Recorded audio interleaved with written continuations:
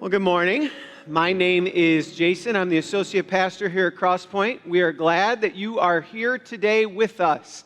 In the pew in front of you, you'll find a card that says welcome. If you're new to us especially, we would love for you to fill that card out and drop it in the offering plate when it comes by in a little bit. If you have a prayer request that you'd like us to be praying for, you can use that card as well. There are a couple of announcements out of your service program that was handed to you on the way in, I hope. Next Sunday at both 9:30 and 11 a.m. in room 214, we'll have our missionaries John and Isabel here to share just a little bit about what God is doing and what they're doing.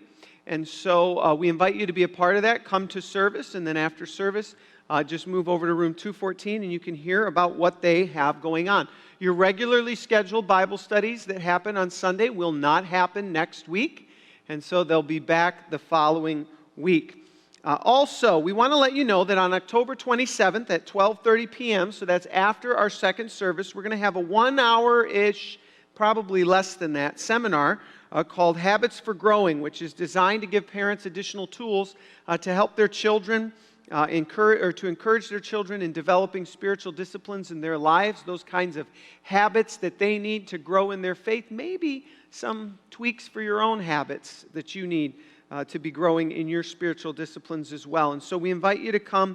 There is childcare that we'll provide, and we just ask that you sign up for that online. There are a number of other things that you can find in your service program to let you know about what is going on here at Crosspoint, but right now I want to invite you to stand and greet everyone around you. All right.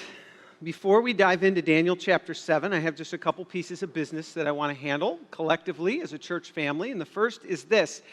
I come up on stage on Sundays that I preach twice, usually. The first time I come up is earlier in the service to give an announcement or so. Second time is to preach. One of the things that it's amazing to me is I can come up and give an announcement and look out and see some happy, smiling faces. I go down, I sit down, I come back up, and then I look out and I see sometimes twice as many happy, smiling faces by now. And so what I want to lovingly encourage you to try and do is to be here and in here as close to on time as humanly possible. I mean, we could play this out, right? You can make it to a movie on time. You can get to work on time.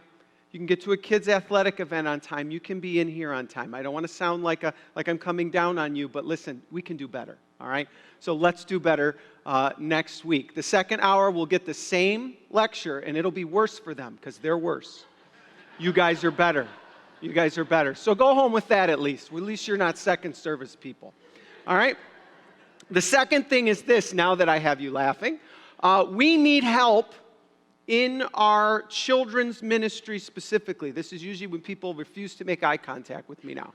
We need help, all right? We need help on Wednesday night with our children. We need help on Sunday mornings with our children. If you would like to volunteer even to just try it out for a week where we can put you somewhere where we need you. I mean, this is a wonderful problem to have.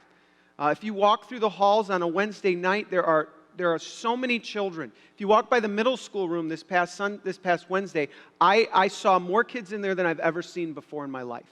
And so in this church. And so we need you to be a part of what's going on here, and we would love to have you help out in some way. If that doesn't fit with you, there's other things. We need help in our recovery ministry on Friday nights. We need help there. We also need help with people greeting on Sunday. There's a number of different things. You can reach out to the church office. You can reach out to me, and we will try and find, I think the booth is pointing back there. We will help you find a place where you can fit in to serve in ministry here at Crosspoint, because we would love to have you be a part of what's going on here.